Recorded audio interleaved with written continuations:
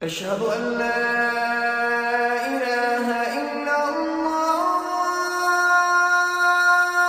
আজকের খুতবা কোরআনের একটি আয়াত নিয়ে, যা আল্লাহ আযজা ওয়া জাল্লা দুইবার উল্লেখ করেছেন সূরা ইনশিরার মাঝখানে। একে সূরা শারহ বলা হয়। আল্লাহ বলছেন, ফা ইন্না মাআল উসরি ইউসরা, ইন্না মাআল উসরি ইউসরা। সাধারণত এর অনুবাদ করা হয় কষ্টের সাথেই স্বস্তি আছে, নিঃসন্দেহে কষ্টের সাথেই স্বস্তি আছে। এই আয়াতের গড়পড়তা এটাই অনুবাদ। তবে সবার আগে কিভাবে ছোট ছোট সূরাগুলোকে কদর করতে হয় সে ব্যাপারে আমি কিছুটা আলোকপাত করতে চাই। আপনাদের অনেকেই এই সূরাটি মুখস্থ করেছেন। এটা ইসলামের খুবই সুন্দর একটা শিক্ষা এবং আমাদের জীবনের জন্য সুন্দর একটা শিক্ষা। আল কোরআনের কিছু কিছু ছোট সূরার মাঝে গভীরতম শিক্ষা লুকিয়ে আছে। আল্লাহ সুবহানাহু ওয়া তাআলা তার অপরিসীম প্রজ্ঞা থেকে সূরাগুলোকে সংক্ষিপ্ত রেখেছেন, যেন মানুষ সহজে এগুলো মুখস্থ করতে পারে এবং এগুলো থেকে জীবনের জন্য সবচেয়ে শক্তিশালী কিছু শিক্ষা সহজে মনে রাখতে পারে। আল্লাহ সুবহানাহু ওয়া তাআলা এমন একটি সময়ের কথা বর্ণনা করছেন যখন রাসূলুল্লাহ সাল্লাল্লাহু আলাইহি সাল্লাম তার জীবনের কঠিন একটি সময়কাল অতিবাহিত করছিলেন। প্রথম দিকে তিনি যখন দ্বীনের দাওয়াত প্রচার করছিলেন, বেশিরভাগ মানুষ এই দাওয়াত শোনার প্রতি আগ্রহী ছিল না। হুদায়বিয়ার সন্ধি পরবর্তী সময়কালের মতোও ছিল না, যখন দলে দলে মানুষ ইসলামের সুশীতল ছায়াতলে আশ্রয় নিচ্ছিল। নবুয়তি মিশনের প্রথম দিকে মানুষ তার জন্য কাজটা অনেক কঠিন করে তুলেছিল। যে কেউ রাসূলুল্লাহ সাল্লাল্লাহু আলাইহি সাল্লামের দাওয়াত গ্রহণ করত, সুফাহা তথা বোকা বলা হতো, বুদ্ধিহীন বলা হতো, অথবা বলা হতো তিনি এদেরকে বোকা বানিয়েছেন। কেউ ইসলাম গ্রহণ করলেই তাকে এই সমস্ত অভিযোগে অভিযুক্ত করা হতো। ঠিক সেই সময় আল্লাহ আযজা ওয়া জাল্লা এই গভীর অর্থপূর্ণ সূরাটি নাজিল করেন এবং তাকে স্মরণ করিয়ে দেন আল্লাহ সর্বদা তার প্রতি অনুগ্রহ করে যাচ্ছেন। কোরআনের বিভিন্ন জায়গায় বিভিন্ন ধরনের অনুগ্রহের কথা উল্লেখ করা হয়েছে। যেমন অন্য একটি সূরায় আল্লাহ বলেন, আলাম ইয়াজিদিকা ইয়াতীমান ফাআওয়া। আল্লাহ কি আপনাকে ইয়াতীম হিসেবে পাননি, অতঃপর তিনি আপনাকে আশ্রয় দিয়েছেন।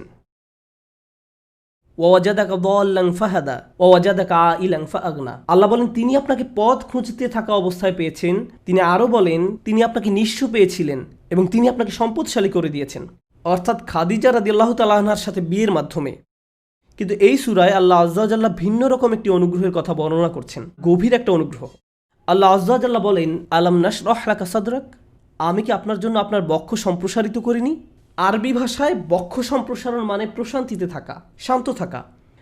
রাসূলুল্লাহ সাল্লাল্লাহু আলাইহি সাল্লাম সহজ কোনো পরিস্থিতিতে ছিলেন না। তার আশেপাশে সবাই তার বিরুদ্ধে সমানে অভিযোগ করে যাচ্ছিল, নয়তো তাকে শারীরিকভাবে আক্রমণ করতে চাইতো। তার নিজের গোত্রের লোকেরাও তাকে পরিত্যাগ করেছিল। কোনো কিছুই তখন সহজ ছিল না। তবু আল্লাহ বলছেন, এই সব প্রতিকূল পরিস্থিতিতেও আপনার প্রতি সবচেয়ে বড় অনুগ্রহ হলো আপনার বক্ষ সম্প্রসারিত করা হয়েছে, আপনি প্রশান্তিতে আছেন। তারপর আল্লাহ আযজা ওয়া জাল্লা বর্ণনা করেন কিসের শান্তি, ওয়া ওয়াদা'না আনকা উযরাক। তিনি বোঝা দূর করে দিয়েছেন। এই আয়াতে বোঝা বলতে কি বোঝানো হয়েছে তা নিয়ে ওলামারা অনেক মন্তব্য করেছেন। তার থেকে একটি ব্যাপারে আজকের খুতবায় আলোচনা করব। রাসূলুল্লাহ সাল্লাল্লাহু আলাইহি সাল্লাম নবুয়ত লাভ করার পূর্বে মক্কা থেকে নিজেকে দূরে সরিয়ে নিতেন এবং পৃথিবীতে কেন এত দুঃখ কষ্ট তা নিয়ে চিন্তামগ্ন থাকতেন। তিনি ঘন্টার পর ঘন্টা দিনের বেলা, কখনো কখনো রাতেও চিন্তামগ্ন অবস্থায় হেরা গুহায় কাটিয়ে দিতেন। তিনি সমাজ থেকে নিজেকে এভাবে দূরে সরিয়ে নিয়ে ভাবতেন এই জীবনে কেন এত দুঃখ যাতনা। আর আল্লাহ আযজা ওয়া জাল্লা এই সমস্ত প্রশ্নের জবাব দিয়েছেন তার নিজের কথার মাধ্যমে। যখন রাসূলুল্লাহ সাল্লাল্লাহু আলাইহি সাল্লাম আল্লাহর কালামের মাধ্যমে জবাব পেলেন, আল্লাহ আযজা ওয়া জাল্লা এই ব্যাপারটাকে বর্ণনা করছেন যে তিনি আপনার বোঝা লাঘব করে দিয়েছেন। ওয়া ওয়াদা'না আনকা উযরাক। আমাদের জন্য এতে শিক্ষা হলো যে হ্যাঁ, জীবনে অনেক চাপ সইতে হয়, আর আল্লাহ বলছেন তার কালাম এই চাপ থেকে নিষ্কৃতি দান করে, ওই বোঝাগুলো দূর করে দেয়। আল্লাযী আনকাযা যাহরাক ওয়া রাফা'না লাকা যিকরাক। যা আপনার পিঠ ভেঙে দিচ্ছিল, আর আমি আপনার জন্য আপনার স্মরণকে সমুন্নত করেছি। এই সূরায় যে শিক্ষাটি আল্লাহ দান করছেন তা শুধু রাসূলুল্লাহ সাল্লাল্লাহু আলাইহি সাল্লামের জন্য নয়, এটি আসলে সকল মানুষের জন্য। ফা ইন্না মাআল উসরি ইউসরা। এর সাধারণ অনুবাদ হলো নিশ্চয়ই কষ্টের সাথে স্বস্তি রয়েছে। আজকের খুতবার কিছুটা সময় আমি এই আয়াতের উপর ব্যয় করব। আমার আপনার জন্য এই আয়াতে কি শিক্ষা রয়েছে। প্রথমে এই আয়াতের আরবি ব্যাকরণগত দিক নিয়ে আলোচনা করতে চাই। আপনাদের মাঝে যারা আরবি ব্যাকরণের সাথে পরিচিত তাদের জন্য বলছি, এখানে মুবতাদা হলো ইউসুর। ব্যাকরণগত দিক থেকে এই বাক্যের শুরু হলো স্বস্তি। যখন আমরা বাংলায় অনুবাদ করি তখন বলি নিশ্চয়ই সকল কষ্টের সাথে স্বস্তি রয়েছে, কিন্তু ব্যাকরণগত দিক থেকে সবচেয়ে শুদ্ধ অনুবাদ হলো স্বস্তি রয়েছে কষ্টের সাথে। এই বাক্যের ফোকাস হলো স্বস্তির উপর, কষ্টের উপর নয়। এখানে ইউসুর বা স্বস্তি হলো মুবতাদা। ব্যাকরণগত দিক থেকে এটাই বাক্যের শুরু। এটা কেন গুরুত্বপূর্ণ? কারণ আল্লাহ আমাদের মনোযোগ স্বস্তির উপর রাখতে চাচ্ছেন, কষ্টের উপর নয়। সহজ সময় বা স্বস্তি হয়তো পরে এক সময় আসবে, কিন্তু আল্লাহ চান আমরা যেন আমাদের মনোযোগ সামনে যে স্বস্তিদায়ক সময় আসছে তার উপর রাখি, এখন যে কষ্টে আছি তার উপর নয়। আপনি যে ধরনের কঠিন সময়ে দিনাতিপাত করছেন না কেন, আল্লাহ এর একটা ব্যবস্থা করবেন এবং স্বস্তিদায়ক সময় সামনে অবশ্যই আসছে। দ্বিতীয় যে বিষয়টা এখানে মনোযোগের দাবি রাখে তা হলো ইউসুর হলো নাকেরা, মানে এটি আম ওয়া আম্মাল ওয়া আজম ওয়া আকাদ, অর্থাৎ কষ্ট কি এটা সবাই জানে। হয়তো এটা অর্থনৈতিক কষ্ট, স্বাস্থ্যগত কষ্ট, মানসিক কষ্ট, আবেগ সংক্রান্ত কোনো কষ্ট, বা আপনার কষ্টের জিনিস হয়তো আপনার পাশেই বসে আছে, আমি জানি না। সবার জীবনে কোনো না কোনো সমস্যা রয়েছে। এই কষ্টদায়ক বিষয়গুলো সম্পর্কে সবাই জানে, আর এগুলো খুবই সুনির্দিষ্ট। কিন্তু আল্লাহ বলছেন কষ্টের চেয়ে স্বস্তিটা অনেক বড়, অনেক বিস্তৃত। কষ্টের মতো স্বস্তির ব্যাপারটা অতটা জ্ঞাত নয়। অর্থাৎ কিছু স্বস্তি আসবে কিন্তু আপনি জানেন না কিভাবে সেটা চিনতে হয়। সবাই সমস্যা শনাক্ত করতে পারে কিন্তু সবাই সমাধান দিতে পারে না। আল্লাহ যখন আপনাকে স্বস্তি দিবেন, আপনি হয়তো এটাকে স্বস্তি মনে নাও করতে পারেন। আল্লাহ আপনার জীবনে স্বস্তি নিয়ে আসবেন, কিন্তু আপনি হয়তো বুঝতেও পারবেন না যে আল্লাহ আপনার জীবনে স্বস্তি নিয়ে আসছেন। তিনি আপনার জীবনে এমন দিক থেকে স্বস্তি নিয়ে আসবেন যা সম্পর্কে আপনি জানতেন, আবার এমন দিক থেকেও নিয়ে আসবেন যা সম্পর্কে আপনি ভাবতেও পারেননি। অপ্রকাশ্য জগতের ব্যাপার। এই বাক্যাংশে ইন্নামা আল উসরি অর্থাৎ কষ্টটি এটি সুনির্দিষ্ট, জানা। পরের শব্দ ইউসরান হলো নাকেরা বা অনির্দিষ্ট, অর্থাৎ স্বস্তির ব্যাপারটা অজানা। কারণ অনেক সময় মানুষ কেবল সে বিষয়ের উপর ফোকাস রাখে যা দেখা যায়। তারা যা দেখতে পায় না তার প্রতি কোনো মনোযোগ দিতে পারে না। এখন আল্লাহ আমাদেরকে বলছেন অদৃশ্য স্বস্তি বা আরাম তোমাদের জন্য আসছে সব সময়। এই অদৃশ্য স্বস্তি সব সময় বর্তমান। আরবি ইন্না শব্দের অর্থ নিশ্চয়ই। আরবি ভাষাবিদরা ইন্নাকে বর্ণনা করছেন হারফুন লিজালাত ইসাক, অর্থাৎ ইন্না বাক্যে ব্যবহৃত হয় সন্দেহ দূর করতে। একটা সহজ উদাহরণ দিচ্ছি। আপনি যদি কোনো সমস্যায় পড়েন, ধরুন সমস্যাটা দেখা দিয়েছে চাকরির কাজে বা পরিবারে। এখন কেউ এসে বলল, আরে ভাই এটা কোনো সমস্যাই না। আপনি বললেন এটা একটা বিশাল সমস্যা, অর্থাৎ সমস্যাটা সম্পর্কে আপনার মনে কোনো সন্দেহ নেই, কিন্তু সমাধান নিয়ে সন্দেহ আছে। সমস্যাটা কি, কোন দিন শেষ হবে, এই বিষয়ে আপনার সন্দেহ রয়েছে। সহজ সময় কোন দিন আসবে, কোনো সমাধান আসলেই কি আসবে, এই বিষয়ে আপনি সন্দিহান। সুতরাং সমস্যার ব্যাপারে মানুষ পুরোপুরি নিশ্চিত থাকে, কিন্তু সমাধান আসবে কিনা এই ব্যাপারে তারা সন্দেহপ্রবণ। সহজেই আমরা আশাহীন হয়ে পড়ি। আমরা চিন্তা করতে থাকি, ভাই এটা সব সময় এমন খারাপই থাকবে, কোনো দিন এই পরিস্থিতি উন্নতি হবে না। আমরা এভাবে নিজেদেরকে বলি। তো আমরা নেগেটিভের ব্যাপারে অনেক বেশি নিশ্চিত থাকি, কিন্তু পজিটিভের ব্যাপারে নিজের মনে কোনো নিশ্চয়তা থাকে না। তিনি ইন্না যে শব্দটি সন্দেহ দূর করে তা ব্যবহার করে আমাদের জানাচ্ছেন কোনো সন্দেহ নেই, স্বস্তি রয়েছে কষ্টের সাথে। স্বস্তির সাথে ব্যবহার করলেন, তিনি স্বস্তির উপর জোর দিলেন। যেন একজন মুমিন যখন এই আয়াত তেলাওয়াত করবে, সে মনে করবে আমার কষ্টের ব্যাপারে সন্দেহ থাকতে পারে, আমি সমস্যাটাকে যত বড় মনে করছি এটা আসলে ততটা বড় সমস্যা নয়, কিন্তু আল্লাহ যে স্বাচ্ছন্দ্য নিয়ে আসছেন সেটা অনেক বড় এবং নিঃসন্দেহে তা আসছে। এটা আমাদেরকে মন্দের ব্যাপারে সন্দেহপ্রবণ করে তোলে। মাঝে মাঝে কোনো কিছু হয়তো অনেক খারাপ মনে হতে পারে আমাদের মাথায়, আমাদের চিন্তায়, আমাদের অনুভূতিতে, কিন্তু বাস্তবে তা এত খারাপ নয়। কিছু মানুষ কোনো একটা সমস্যাকে তার চিন্তায় বড় থেকে বড় আরও বড় করে তোলে, শেষে সেটা নিয়ন্ত্রণ হারিয়ে ফেলে। মাঝে মাঝে আশেপাশের মানুষের সাথে যদি সমস্যাটা নিয়ে কথা বলেন, তারা এটাকে ছোট করে দেখার পরিবর্তে আরও বড় করে তোলে। তখন সমস্যাটাকে তার আসল অবস্থার চেয়েও অনেক বিশাল মনে হয়।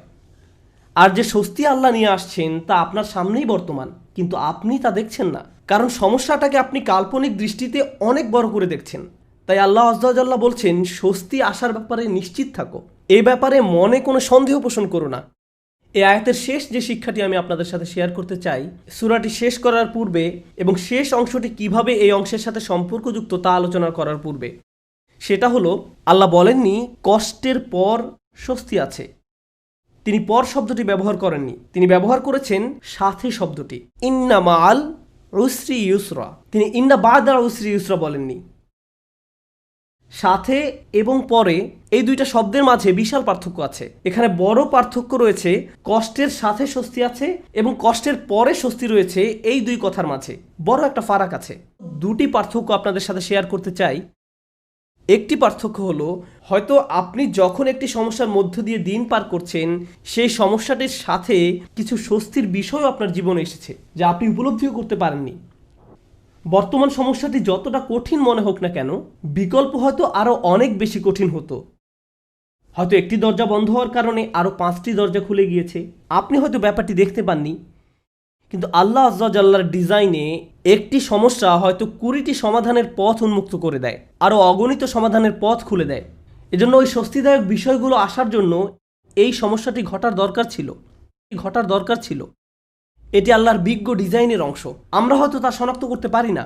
অন্য কথায়, হ্যাঁ, আমার মন বলছে আমি সমস্যার মধ্যে দিয়ে যাচ্ছি, কিন্তু এই সমস্যার মধ্য দিয়ে আল্লাহ আমার জীবনে স্বস্তি নিয়ে আসছেন নিশ্চিতভাবেই। শুধু আমাকে সেটা খুঁজে পেতে হবে।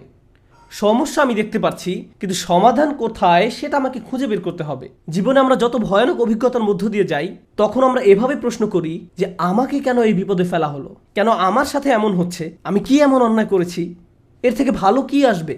আপনাদেরকে বলছি, ওই অভিজ্ঞতাগুলোর প্রত্যেকটাই কোনো না কোনো সহজতা, স্বস্তি বা ভালো সাথে করে নিয়ে আসে, যা আমরা দেখতে পাই না। কিন্তু আল্লাহ বলছেন ওই স্বস্তি সাথেই আছে, তোমাকে এর জন্য অপেক্ষা করতে হবে না। এটা একই সময়ে কষ্টের সাথে সহাবস্থান করে, কষ্টের সঙ্গেই এই স্বস্তির অবস্থান। ইন্না মাআল উসরি ইউসরা। এছাড়াও যখন সাথে শব্দটি ব্যবহার করা হয়, আল্লাহ বলছেন যে স্বস্তিকে কষ্টের সাথে রাখা হয়েছে। স্বস্তিকে কষ্টের সাথে রাখা হয়েছে। যেভাবে তিনি রাতকে দিনের সাথে রেখেছেন, তিনি যেভাবে মেঘমালাকে বৃষ্টির সাথে রেখেছেন, অনেক জিনিস আছে যেগুলো তিনি একত্রে রেখেছেন।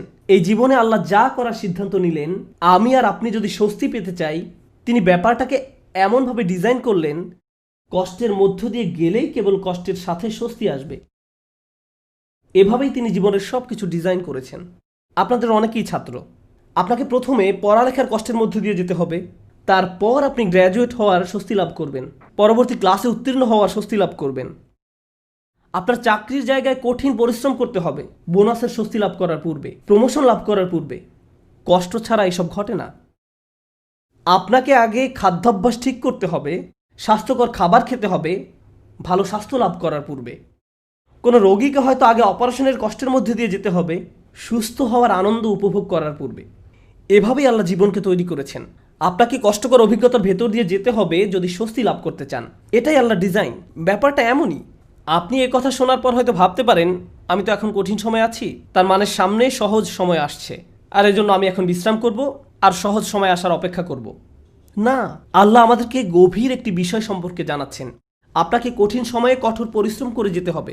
বসে বসে এমনটি ভাবলে হবে না যে আল্লাহ তো সহজের প্রতিশ্রুতি দিয়েছেন, তাই আমি তার অপেক্ষায় থাকবো আর বসে বসে কাঁদবো। No. এই জন্য তিনি পরের আয়াতে আমাদের রাসূল সাল্লাল্লাহু আলাইহি সাল্লামকে বলছেন, ফাইদা ফারাগতা ফানসব। শক্তিশালী একটা বাক্য। অর্থ, অতএব যখন আপনি অবসর পান পরিশ্রম করুন। স্বস্তি এবং কষ্টের সাথে এর সম্পর্ক কি? স্বস্তি এবং কষ্টের সাথে এর সম্পর্ক কি? আল্লাহ চান না আমি আর আপনি যেন অলস হয়ে বসে থাকি। যখন আমরা কোনো কঠিন সময় থাকি, তখন আল্লাহ চান আমরা যেন প্রচুর পরিশ্রম করি। অন্য মানুষদের দেখবেন যখন তারা কোনো কঠিন সময় পতিত হয়, সব কিছু ছেড়ে দিয়ে একেবারে হতাশ হয়ে বসে থাকে। তারা নিরাশ হয়ে পড়ে, উদ্বিগ্ন হয়ে পড়ে, সব কিছু বাদ দিতে শুরু করে। কিন্তু বিশ্বাসীদের বেলায় যখন তুমি কঠিন কোনো পরিস্থিতিতে পড়ো, তখন তুমি অবসর পেলেই নিজেকে কঠোর পরিশ্রমে নিয়োজিত করো, নিজেকে কাজে লাগাও, উৎপাদনক্ষম বানাও। উলামারা এই আয়াত নিয়ে প্রচুর মন্তব্য করেছেন। যখন দাওয়ার কাজ থেকে অবসর পান, তখন নিজেকে ইবাদতের কঠোর পরিশ্রমে নিয়োজিত করুন। ইবাদত থেকে অবসর পাওয়ার পর দাওয়ার কাজে আত্মনিয়োগ করুন। রাসূলুল্লাহ সাল্লাল্লাহু আলাইহি সাল্লামকে বলা হচ্ছে, এক কাজ থেকে অবসর পাওয়ার পরে অন্য কাজে নিজেকে ব্যস্ত রাখুন। আমার আর আপনার জন্য প্রশ্ন হলো, কত সময় আমরা অপচয় করি এমনটা ভেবে যে জীবন কত দুর্বিষহ। অলস হয়ে বসে থাকি, কিছুই করি না, নিজের মনকে নেতিবাচক চিন্তায় ডুবিয়ে রাখি, সম্পূর্ণ অকার্যকর আর অকর্মণ্য হয়ে বসে থাকি। অথচ আল্লাহ বলছেন, তোমার হাতে অনেক বেশি অবসর সময় আছে আর তুমি এই সময়ে কোনো কাজেই লাগাচ্ছ না। যখন আপনি নিজেকে কোনো পরিশ্রমে নিয়োজিত না করেন, তার মানে আপনি কষ্টকে জেতার সুযোগ দিচ্ছেন।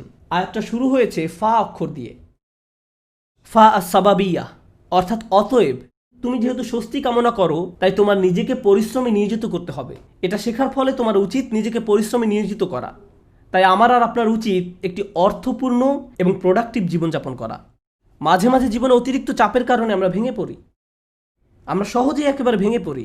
দুঃখ, হতাশায়, উদ্বেগ বা উৎকণ্ঠায়। এরকম হওয়া দোষের কিছু নয়, কিন্তু আমাদেরকে শিখতে হবে কিভাবে আল্লাহর কিতাবের মাধ্যমে এই কষ্টকর অভিজ্ঞতার সময় মানসিক শক্তি অর্জন করব। রাসূলুল্লাহ সাল্লাল্লাহু আলাইহি সাল্লাম যেসব কাজে নিজেকে ব্যস্ত রাখতেন তা ছিল দুই রকমের। এটা মনে রাখতে চেষ্টা করুন। দুই ধরনের কাজ আছে যা আপনাকে ব্যস্ত রাখতে পারে। আমি আপনাদের জন্য তৃতীয় আরেকটি যুক্ত করব।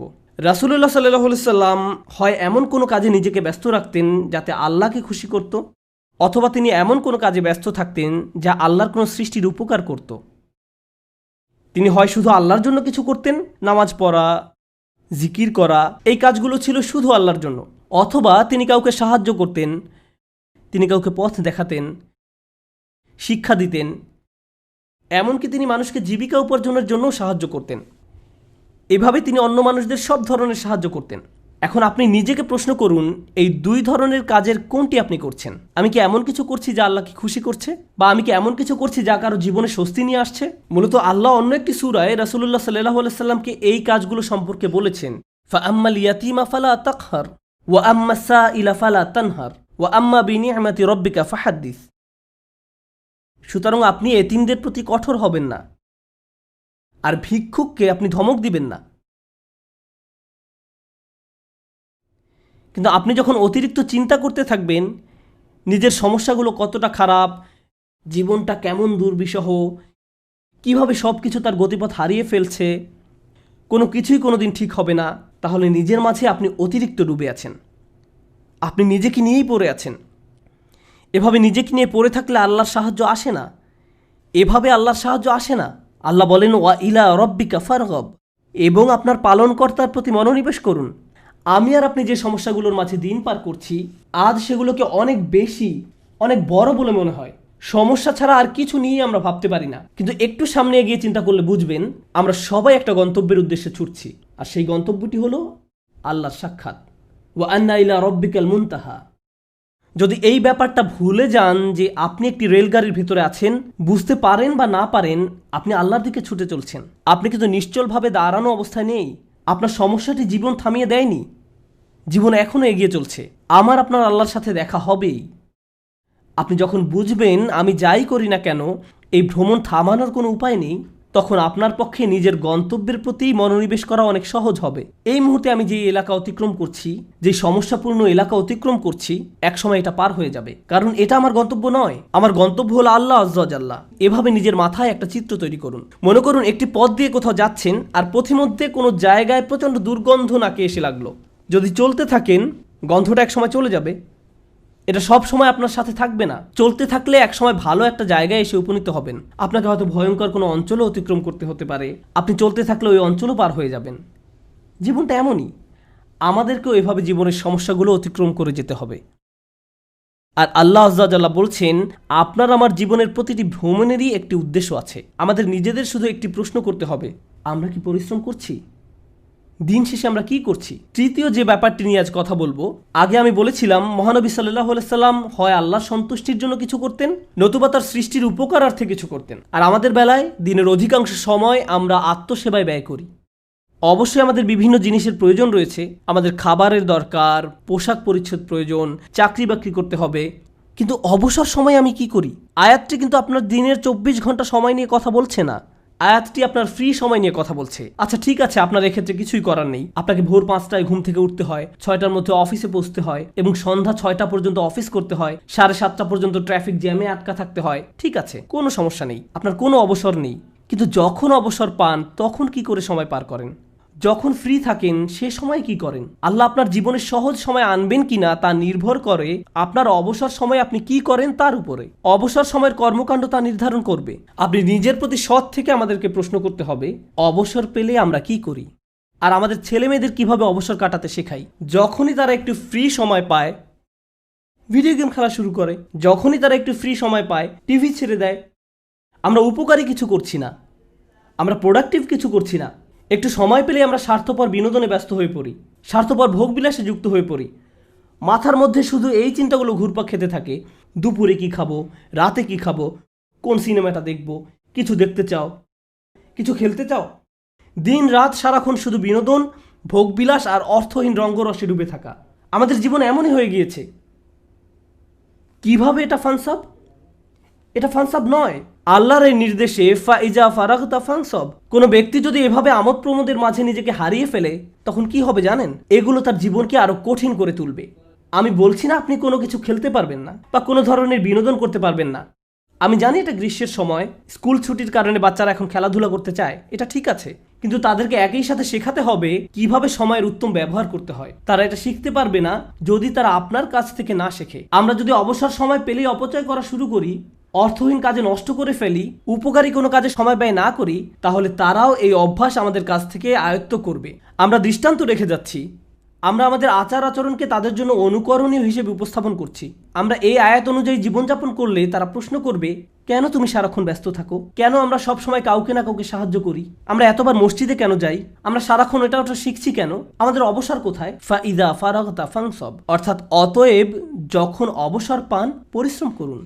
فإن مع العسر يسرا إن مع العسر يسرا فإذا فرغت فانصب وإلى ربك فارغب। নিশ্চয়ই কষ্টের সাথে স্বস্তি রয়েছে। এই নির্দেশগুলো আল্লাহ আমাদের মহানবী সাল্লাল্লাহু আলাইহি সাল্লামকে প্রদান করেছিলেন। এই বিষয়গুলোর উপর ফোকাস করতে তাকে নির্দেশ দেওয়া হয়েছিল সাল্লাল্লাহু আলাইহি সাল্লাম। আমরা যদি আমাদের জীবনকে উন্নত করতে চাই, আমাদেরকেও এই শিক্ষাগুলো নিজেদের জীবনে বাস্তবায়ন করতে হবে। আমাদের সবারই জীবনে কোনো না কোনো সমস্যা রয়েছে। একটি সমস্যার সবচেয়ে বড় কঠিন দিক কোনটি? সমস্যার বাহ্যিক দিক মোকাবেলা করা সবচেয়ে কঠিন নয়, সবচেয়ে কষ্টকর ব্যাপারটি ঘটে আমাদের হৃদয়ে। সবচেয়ে দুরূহ ব্যাপার হলো সমস্যার সময় আমার অনুভূতি নিয়ন্ত্রণ করা। এটা আমাকে পুরোপুরি অসার, নিস্তেজ বানিয়ে দেয়। এখন সূরাটির দিকে লক্ষ্য করুন। প্রথমে যে স্বস্তি আল্লাহ আমাদের রাসূল সাল্লাল্লাহু আলাইহি সাল্লামকে প্রদান করেন, আলাম নাশরাহ লাকা সাদরাক, হে নবী, আমি কি তোমার বক্ষদেশ প্রসারিত করে দেইনি? আমি তোমাকে প্রশান্তি দান করেছি। এখন মানুষ যখন শুনতে পায় আল্লাহ সুবহানাহু ওয়া তাআলা মহানবী সাল্লাল্লাহু আলাইহি সাল্লামকে মানসিক প্রশান্তি দান করেছেন, একজন মানুষের জন্য সম্ভাব্য সবচেয়ে যাতনাদায়ক সময়েও তিনি মানসিক দিক থেকে প্রশান্তিতে ছিলেন। ফাইদা ফারাগতা ফানসাব ওয়া ইলা রাব্বিকা ফারগাব। অতএব যখন অবসর পান পরিশ্রম করুন এবং আপনার পালনকর্তার প্রতি মনোনিবেশ করুন। আমরা যদি এই কাজটি করতে পারি তাহলে আশেপাশের মানুষ আমাদের সম্পর্কে যাই বলুক না কেন এতে কিছুই যায় আসে না। বাহ্যিক দিক থেকে আমরা যে সংকটেই থাকি না কেন তাতেও কিছু যায় আসে না। আমরা মানসিক দিক থেকে দারুণ প্রশান্তিতে থাকবো। অন্য সবাই তো কাঁদবে, নার্ভাস হয়ে থাকবে, কিন্তু আপনি নিজেকে প্রশান্ত পাবেন, কারণ আপনি এই মহাসত্য অনুযায়ী পথ চলেছেন। আমি দোয়া করি আল্লাহ আজ্জা ওয়া জাল্লা যেন আমাদের সবার অন্তরে প্রশান্তি দান করেন। আল্লাহ আজ্জা ওয়া জাল্লা আমাদেরকে ওই সমস্ত মানুষদের অন্তর্ভুক্ত করুন আল্লাহর করুণায় যাদের হৃদয় উন্মুক্ত হয়ে পড়েছে এবং বক্ষ প্রসারিত হয়েছে। আমি দোয়া করি আল্লাহ আমাদের দৃঢ় মনোবলওয়ালা মানুষদের অন্তর্ভুক্ত করুন যেন আমরা আমাদের সময়ের সর্বোত্তম ব্যবহার করতে পারি এবং এর ফলে আল্লাহ আজ্জা ওয়া জাল্লা আমাদের জীবনের কষ্টের চেয়েও বহু গুণ বড় স্বস্তি নিয়ে আসেন। বারাকাল্লাহু লি ওয়া লাকুম ফিল কুরআনিল হাকিম ওয়া নাফা'নি ওয়া ইয়্যাকুম বিল আয়াতি ওয়াজ যিকরিল হাকিম। أشهد أن لا